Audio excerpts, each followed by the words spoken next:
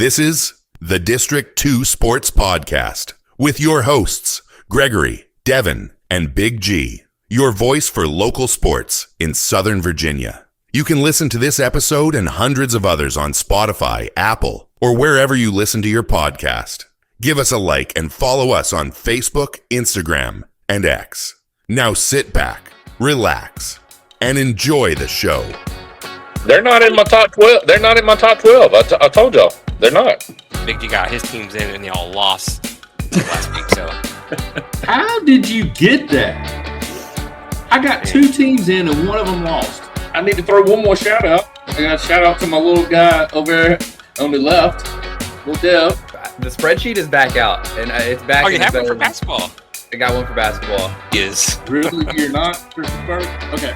Yeah. Oh wow. Whoa, So now man, we're going hot now. It's going hot.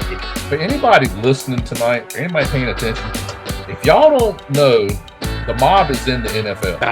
Not a fan? Not a fan of the lo-fi? That music was atrocious. That was weak. That did not. That was the first thing I wrote down. As soon as it started, I put not crazy about this.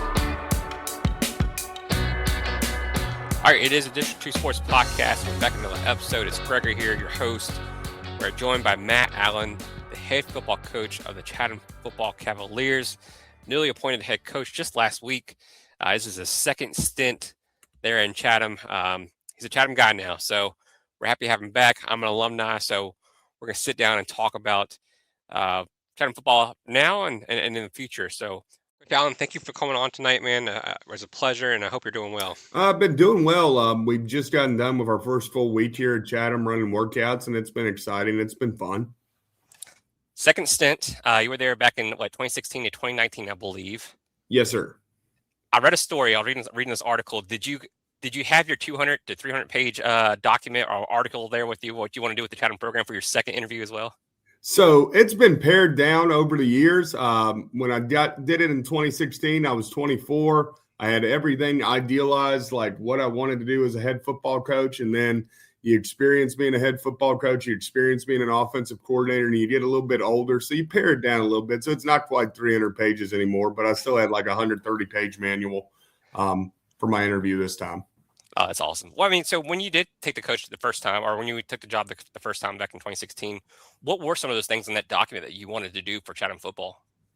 You know, I think a lot of the stuff is just the thing that's remained consistent is just creating a culture, that permeates the entire school, the entire community, where you can have a football program that the community feels like it has a sense of ownership with. I think for me, I pared down some stuff when it came down to like just understanding details behind a head coaching position. Like I think I had stuff in there on nutrition for kids. I just pared it down, made it simpler. Rules. I think when you're 24, you have a ton of rules. As I've gotten older, pare it down, make it simpler, practice structures, all of that. I think when I did the manual in 2024, I actually had travel itineraries for every one of Chatham's road games. I was like, nah, we're not doing that this time. I was like, we'll get to that when we get there. But you just sort of you figure out along the way. And I've had time the last 10 years being an offensive coordinator and being a head football coach to sort of figure out, what's important and, to pare that down. So actually one of the other things I did with that 130-page manual was I pared it down to a win manual as well, which was, what's important now, and sort of a 15-page manual of like what we need to know now. That's awesome. Oh, I love that. I love being detail-oriented, having things set up for the program. I mean, it's like with Chatham, like their history, like this, it's been up and down, right, over the years. I think they need some consistency, need some structure. So I think that was really good for the program, and will be good for the program too as you take over again. Just backing it up though, I think you had a really great story getting into coaching. I think I read that you played at Buckingham, graduated, went and play some D3 football. I think you got hurt maybe, and that kind of gave you a chance to come back home and kind of get there with Buckingham and start your coaching career as well. Yeah, I had a knee injury in high school, and I tried to play at Washington Lee University. Washington Lee's a really high academic school in the ODAC, and they do really well now. And Scott Abel, who was my offensive coordinator my 1 year at W&L, is now the head football coach at Rice. So they've gone on to bigger and better things. I got there, knee injury was kind of holding me back. I was homesick, and I decided to transfer home and go to Hampton-Sydney College, which is about 30 minutes from my hometown in Buckingham. And it gave me the opportunity. I actually, for the next 3 years, worked for both the Hampton-Sydney football team and Buckingham's football team. So I started coaching JV football as a 18, 19-year-old sophomore in college, and I would go and I would coach JV games and coach JV practice, and then drive back to Hampton-Sydney, film their practices, and do anything that the coaches needed me to do. So it was fun. It was a learning experience. It was 7 days a week football from about August through ever when Hampton-Sydney and Buckingham season ended. So not your typical college student routine, but I loved it. You're a true football guy, it seems like. I mean, you're doing both at the same time and going to school.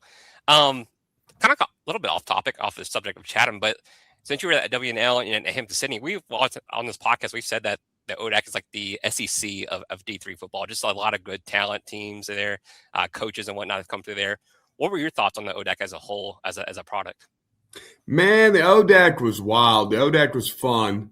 It was really one of those things where any given weekend, somebody could beat anybody. Because I remember when I went to Hampton-Sydney, it was like a guarantee, we'll win. We'll be extremely competitive with WNL. We'll be extremely competitive with Randolph-Macon.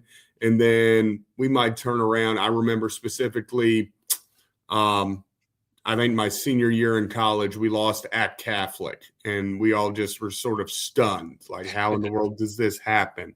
And I think after I graduated, most of my buddies were a class behind me, and they ended up winning the ODAC, winning the playoff game, and going to the second round of the playoffs.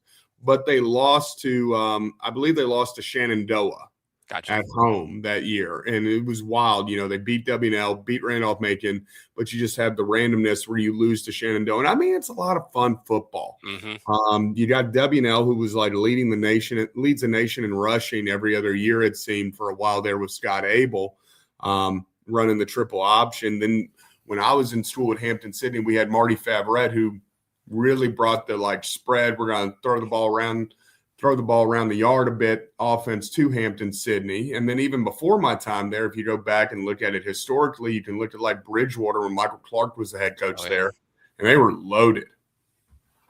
Yeah, no, I agree. We love the ODAC. I think it's just with it being all mostly Virginia teams, or just kind of close there in distance, it just seems like a better. Such a great conference to be in and play in. And you're recruiting guys who are going to end up playing against each other in college. Yep. They played against each other in high school. They played with each other in high school. And now they're going to play against each other in college.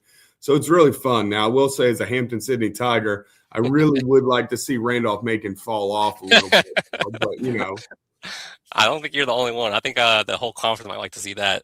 Russo has those guys playing up there. But LeVara, he's had 2 good seasons there at Hampton-Sydney. Looks like they have might be on the rise too. He has, and it was fun. I got to go back to a game for the first time in a few years this past off season. I took my son, who's 7, and got to take him around. And, they've redone the place. There's a big jumbotron at Hampton-Sydney now. It's just shocking me as an alum. But I took him back for both ODAC football game against WNL, and then for Hampton-Sydney hosted a Christmas basketball tournament. The Elder Watkin, I got to say the whole name. It's the Elder Friedman and Allen basketball tournament they do at Christmas. My brother's a lawyer, so that's awesome. Yeah, a lawyer and a Hampton-Sydney graduate. So no, I love that. We went 2 years ago to the game against Randolph-Macon, and what an atmosphere that place has. Especially 10,000 people there watching that game. Mm-hmm. It's awesome. So we'll be back there again this year to watch that game. But kind of transitioning back to you yourself. So you were at Chatham, left there. I think you went to maybe Alta Vista and then William Campbell for the last couple of years. Yeah. Let's talk about those 2 positions. I think you're an assistant there. Talk about those few years as well. At Alta Vista, I got an opportunity to work with one of my best friends in the world, Andy Cox, who's now the offensive coordinator at Appomattox. We had to really, it was unfortunate for us at the time, but we had a really young team. And we got to work through, sort of how you develop young guys and how you develop, guys who are 9th graders having to start varsity. One of the cool things I think there by the end, I started out as the offensive line coach with Andy. And then as, people moved on, different positions opened up, I transitioned to offensive coordinator my last year there in 2022. We had a young team, 9th and 10th graders. Record wasn't very great. I think we went 1-9. But as the year went on, we started to run the ball better. We started to run the ball more consistently. Our sophomore running back, a kid named LaDainian Stone, would end up surpassing 1,000 yards. And I think he was like the first back at Alta Vista to do that since Juan Thornhill. Now, what ends up happening, there's a coaching change, transition. My young group of guys who we had developed and, a great offensive line and all that, they got to do really well the next few years under Coach DeLoach at Alta Vista. They went to back-to-back state semifinals. LaDainian Stone was like all state player, but it was fun getting to see him develop as a 9th grader and a 10th grader early on. And then at William Campbell, we've kind of done the same thing here recently. We started out, I got in there as an offensive coordinator, our offensive line coach and a run game coordinator early on with an older team with Coach Brogdon, and we went all the way to the regional semifinals. What was wild that year, we went 5-7 that year, but 5 of the 7 losses were by 1 touchdown or less. Oh, wow. So we were constantly knocking on the door. That was the year Alta Vista went to the state semifinals back in 2023 for the first time in a long time. And we had a lead, ended up getting tied at halftime and had a shot to beat them late. Same thing happened with us at Sussex Central. Same thing happened. Chatham had probably one of their better years in history there. They went 7-3, and we had a shot from being down 21-0 to try and beat them at Chatham that year. It was just one of those years like teams didn't blow us out. We were consistently with people, and we ended up getting school's first home playoff win in a few years, and then went to Sussex Central and had a lead within probably the last 2 minutes and just lost it on the road at Sussex Central to a very good Sussex Central team. I think they went 9-1 that year and just lost to Essex.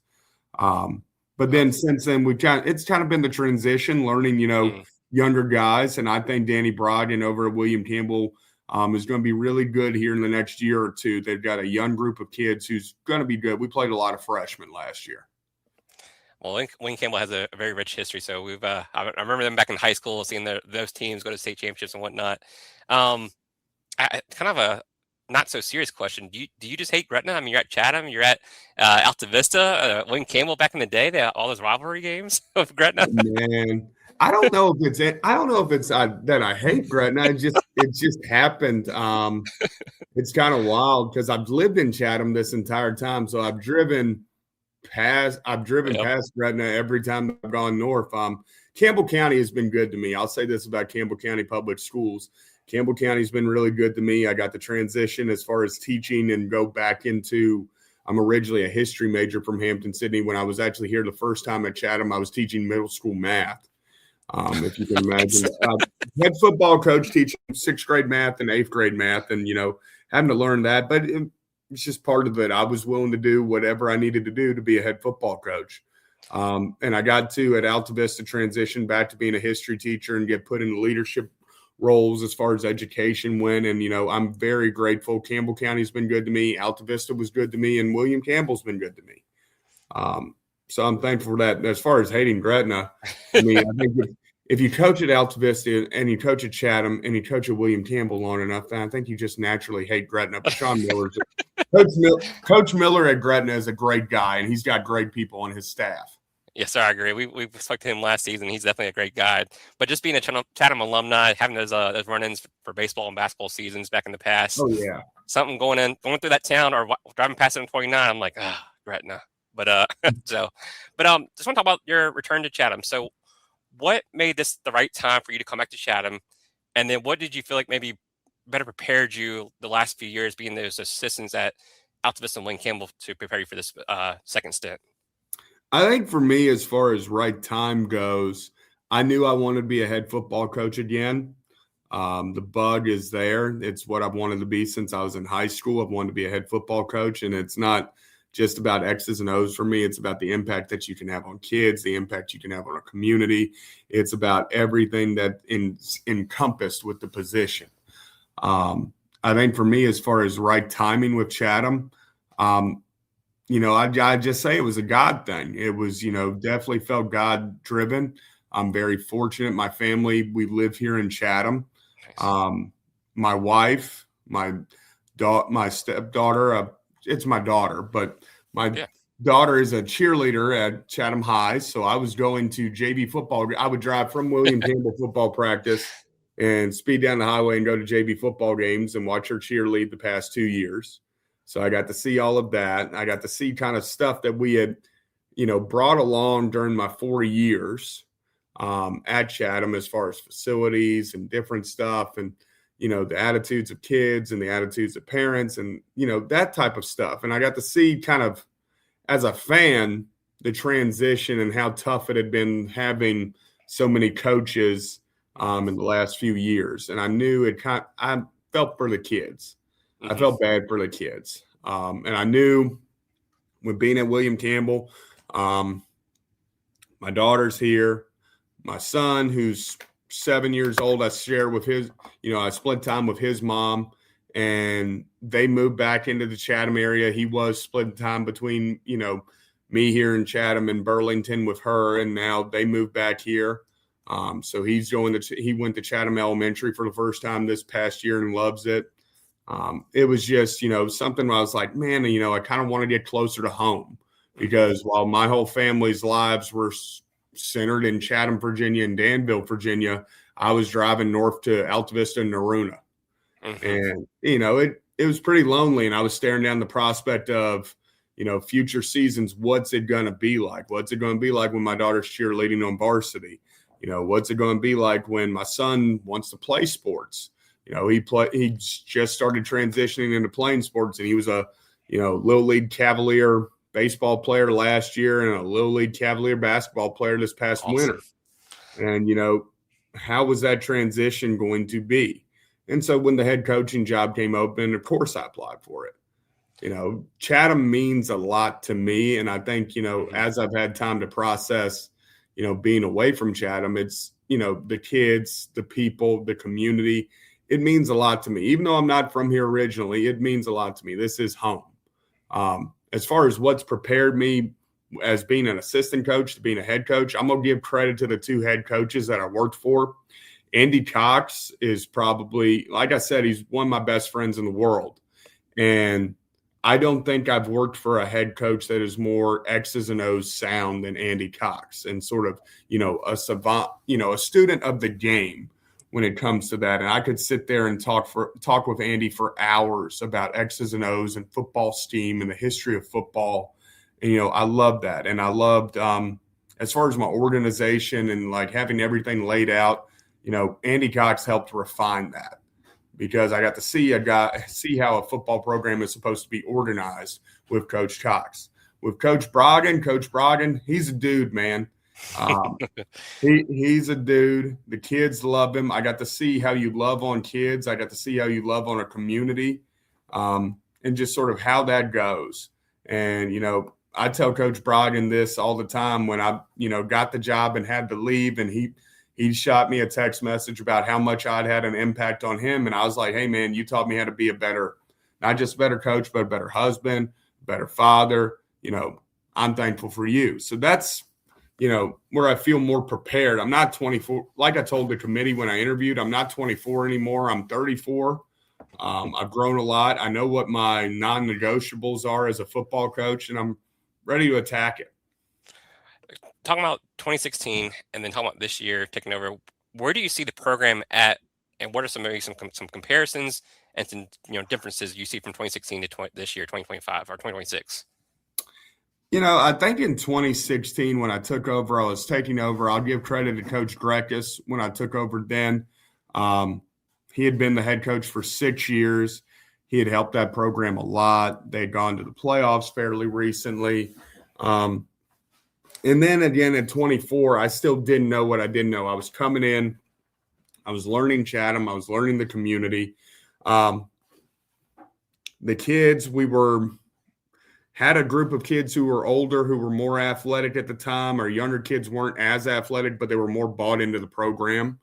But I don't think kids had any reason to be disillusioned with the program, if that makes sense. Gotcha. I think coming in now in 2026, I will say this, we're having, when I met with the high school kids for the first time the day after I got hired, I said, look, guys, I'll confront the elephant in the room. If you're a senior and you started playing football as an 8th grader, I'm your 4th head football coach. And you sat through this meeting 3 times. And I could understand being disillusioned. I could understand being over it. And, I think that the story I told the kids was this. When I was here before, my last year when we went on a run, made the playoffs, I put up a sign because my kids, talked about back in 2019, they talked about wanting to be better. They talked about wanting to make the playoffs. They talked about all these goals. And I put up a sign in the weight room that said, don't talk about it, be about it. And I referenced that in my meeting last week with my guys. And I told them, that sign's for me now.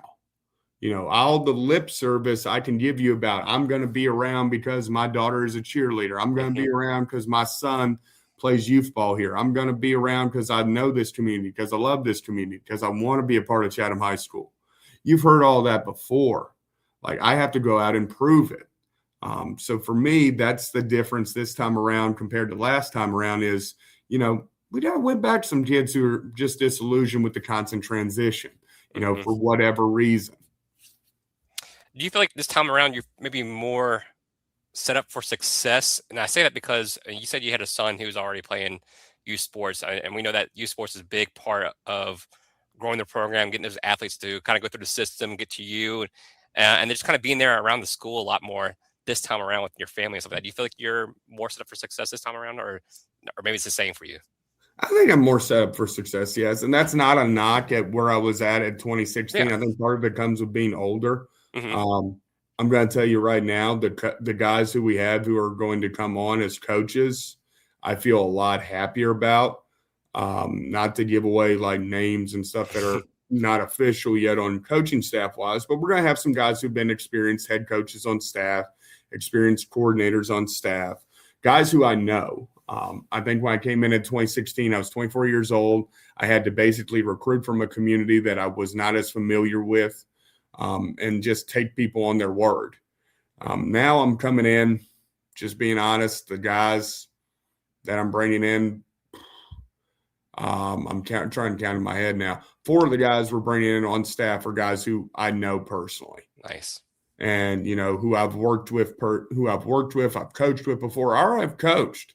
And so I got those guys. I have people in the community and friends who, what can we do? We want to help fundraise. We want to help get money. We want to help get kids out. And it's people who I've known for 10 years versus having to adjust, when you're thrown into a new job, new community and everything. So I think knowing the community is really putting me in as an advantage. I mean, when I came in 2016 also, we had our locker room was in the school boiler room, and we had to, deal with that. We have a nice facility. We built it when I was here the first, the Booster Club helped build it when I was here back 2016 to 2019. It's a nice facility. We just got it cleaned out, looking good for the kids last week. Nice. And then I think the other thing that sets me up for success is, like I told you before, the first time I was transitioning, learning to teach 6th grade math. This time around, I'll be in the high school teaching PE, getting kids in the weight room. And I think for me, the excitement isn't just about Chatham football. It's what we can do for Chatham athletics in the weight room and with advanced PE. When I talk to Mr. Cassida or AD, that's what I'm excited about is, the ability to help Chatham athletics as a whole. For someone who's never seen you coach, what type of philosophy as far as offense do you want to implement? And then when you come into a new position like this, or you're returning to this position, how do you run your philosophy? Is it based on what you have as far as the personnel there? Do you try to fit them into your mold, or do you got to change your philosophy to kind of meet them as well? I think the first time around when I was here at Chatham, we had some great success with the air raid offense. We had a great quarterback named Ethan Reynolds. We had several good receivers. I think Hunter Furr might have every receiving record at Chatham High School besides Cordell Ward, who was a great receiver probably back when you were in high school. Yes, sir. And then Ethan Reynolds has every passing record known to man in Chatham High School just since we threw the ball. I mean, we threw the ball consistently. I think for me coming in, I think if people know me, they know I want to throw the ball around. They know I want to move it different ways. I think the big thing when coming in and adjusting to this situation is I think the air raid gets a knock for not being physical. I think the air raid gets a knock for, people who are dependent on, you have to have an excellent quarterback to be able to get it across. And if you can't throw the ball, you're done for. And in high school football, how often do you find a great quarterback like that? I think for us, we tailor our offense to fit our quarterback. I think what I said in the interview, because they asked me the question about the air raid offense. And I said in the interview, if you look back at how we did it at William Campbell and how we did it at Alta Vista, it wasn't true air raid, but at Alta Vista, we ran air raid concepts, but we were a much better running team. I told you about LaDainian Stone running for over 1,000 yards as a sophomore.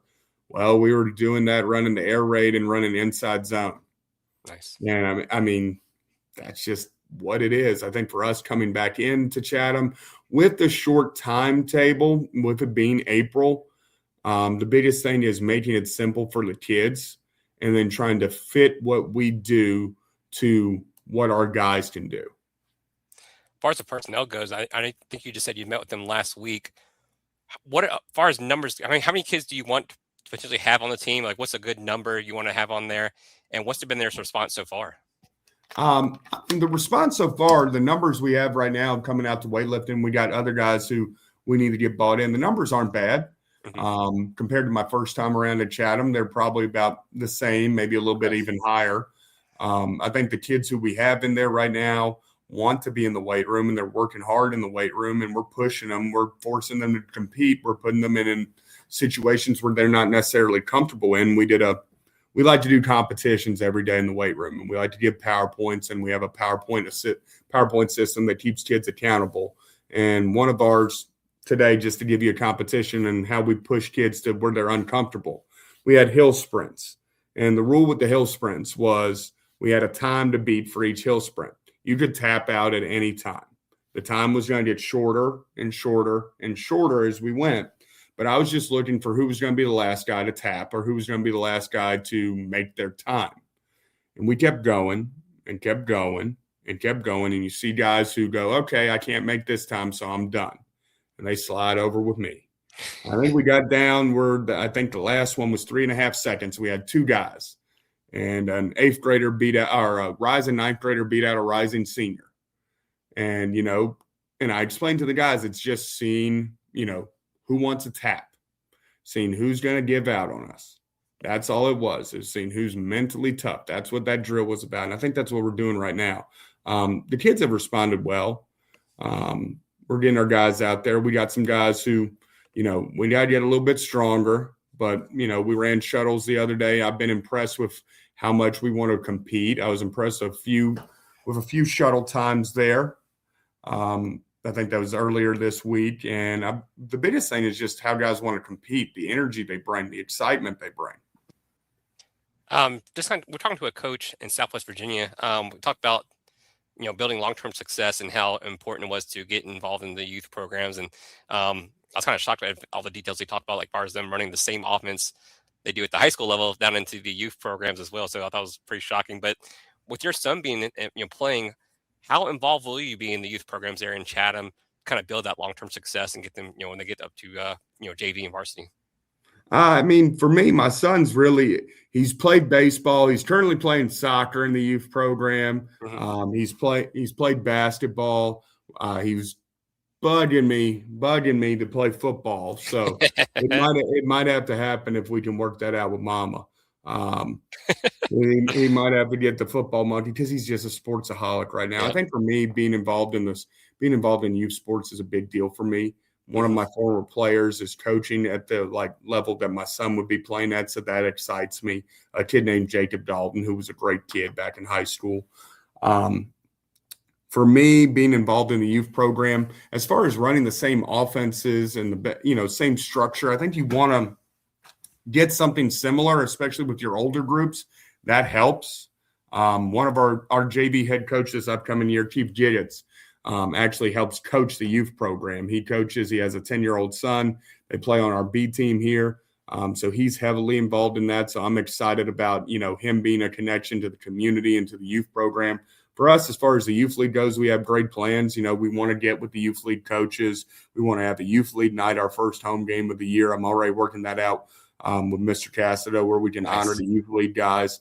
We want to have a youth camp. When I was here the first time around at Chatham, I stole this from my head coach, Craig Gill at Buckingham, was we had a free youth camp every year, and it was served as like a service to get kids to come out for youth football, but then also, so our kids can help teach the younger kids, and it gives them somebody to look up to. But that's just two of the things. We have a lot of involvement planned with the youth league and keeping those guys, heavily involved. Because like I said before, it's a whole community program. It's not just Chatham High School. We want to keep the community involved. Coach, I know you just got there. Well, you've been there, but I just named head coach, I guess, a week or two ago. Mm-hmm. I assume they're still doing 2-year cycles. I don't know if they're still part of that 2-year cycle as far as the schedule goes. So your early thoughts on the schedule. They went 3-7 last year. I just they had Prince Edward County. They had the rival there, Tunstall.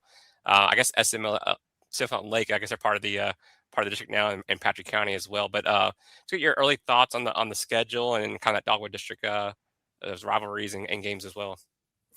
Oh, I think looking at the out of district schedule, I mean, you look at, we're going to start at home against Prince Edward. Mm-hmm. That's a program I'm familiar with because I'm from Buckingham County. We played them every year when I was at Buckingham. Then when you go to Tunstall, we're going to play. I'm a big fan. Even when I was coaching Campbell County, I'm a big fan of Kirkland Brown. I'm a big fan of what he does schematically and what he does at the Tunstall football program. I don't know if I can say that as a Chatham guy, but I'm a fan of Kirkland Brown and what he does. And then we've got Smith Mountain Lake on the road. Smith Mountain Lake, they're transitioning into the Dogwood. It's technically not a district opponent yet, but they'll be a district opponent in 2027. Nice. So, we got sort of ahead of people on that one and got them on the schedule. And then Patrick County, who has gotten, I got to say, when I first got to Chatham, Patrick County was, kind of a doormat football team, and they have consistently gotten better and playing a tough brand of football. We're going to play them at home, but if you ever go to Patrick County for a football game, it's a very unique environment to play in because you kind of go down into the middle of the woods and then a football field pops up. That was my first take on Patrick County. We scrimmaged them my last year at Chatham back in 2019. And then you get into the Dogwood District schedule, the meat of things. You're going to play Appomattox. Appomattox was young last year. They have a running back who I would argue is probably going to be the best player in the district. They, have a very good offense, very good defense under Coach Costello, who's always been a great defensive coach. Then, you get to come off of Appomattox and go to who tied, one of the teams that tied them for the district title last year in Alta Vista. And they're going to be younger. They graduated some good players. But you got to always understand they're going to play a tough physical brand of football. That's just what they do here recently. So you go Appomattox, then you go Alta Vista, then you follow up. I'm trying to keep up with my days now. I wrote it all down. Then you go William Campbell. You got to go at William Campbell. I told you at William Campbell we were really young last year, but now you going to Naruna is a different thing. It's a different environment. You feel like you're driving 20 minutes past the middle of nowhere. Yep. And then you end up and boom, it's a community that loves its football team. And I'm going to tell you right now, they're going to have some freshmen and sophomores. They're going to be good when they're seniors and juniors, and they might be good this fall. I definitely expect big things from Danny Brogdon in this group he has coming up. Then you follow that up after, the 23rd of October, we'll host Gretna. And, that's a county rivalry. They may have just graduated one of the best quarterbacks I've seen in this area in a while. Yes, sir. But you got to feel like it's Gretna. They're going to have some athletes to replace them with. Then you got to make the road trip to Nelson County. And Nelson County's sort of been, they are more competitive than they were when I first got here in the Dogwood. When I first got here, they had to take a step out and not play Dogwood football for 2 years. And then I think they've gotten to the point where they're more competitive ever since. And, under Jack Baker, not this past year, but the year before, they actually made the postseason. So, that's stuff that for Nelson for a long time was unheard of. So they're going to be competitive. And Dan River is always dangerous. Dan River always seems to have some athletes, and that's who you play on senior night. Well, Coach, I just want to say that your memory is spot on. I mean, you had it all down. I don't see any notes in front of you. So that's pretty impressive. Just kind of looking at the schedule, taking over the first year head coach. the personnel you got, and I don't want to talk about wins and losses, but what are some realistic goals and things you want to achieve in this upcoming year? I think realistic goals for me is I want the kids to see improvement.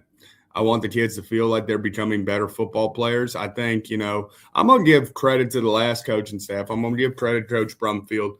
I think they went out with a young team a lot of times last year. When I go back and look, I'm like, man, they didn't have a ton of seniors. I want those young guys to experience, getting better. I want those young guys to experience improvement, scores that may have been one-sided last year. If we can get those closer this year, that's a great accomplishment. Of course, we want to win every ball game. I think, I love competing. I teach one of the big things about us. Our theme this year as a team, our theme period as a program is we, which means, win everything, win everywhere, and win everyone. So we want to compete. We want to win. But I think for us, as far as being successful, you want to be more competitive in games. You want to see wins that aren't necessarily on the scoreboard all the time. My first time around at Chatham, in 2018, we had an overmatched team in terms of we had some young guys playing. We were transitioning to a new offense and all of that.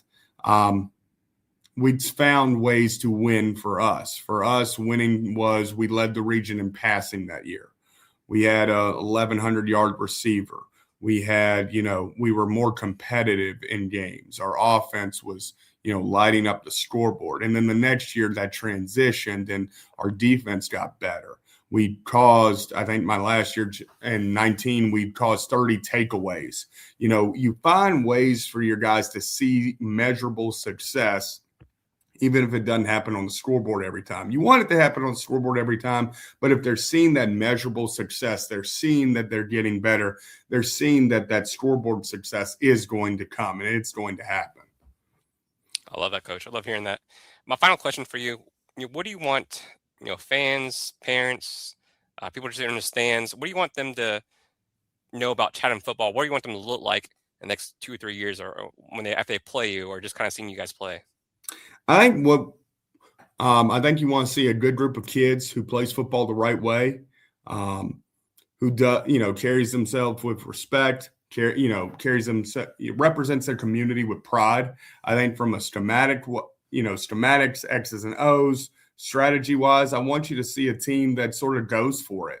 On offense, we want to take risks. We want to throw the ball. We want to try to make big plays. We want to be exciting. On defense, we want to blitz. We want to create havoc. We want to create turnovers. That's my big thing. I want to create turnovers. On special teams, you can't take a break if you're a fan watching our special teams play because we might run a fake. We might run a pooch kick. In 19, we got 7 pooch kicks or onside kicks back in games. I just want to, when you come to a Chatham football game, I want you to be totally invested into watching what happens on the field because you don't know what's going to happen next. I love it, Coach. No, I appreciate you coming on here. I mean, as a Chatham alumni, I love what I heard tonight. I'm excited for the program. Haven't been back in a while. I've been down in Florida, so I plan on being on there a lot this coming fall, watch you guys play. So we'll be there in attendance, and hopefully we can catch you after some games. But, Coach, again, I can't thank you enough for coming on tonight. Absolutely. Coach Matt Allen of the Chatham Cavaliers. Coach, thank you so much. Thank you.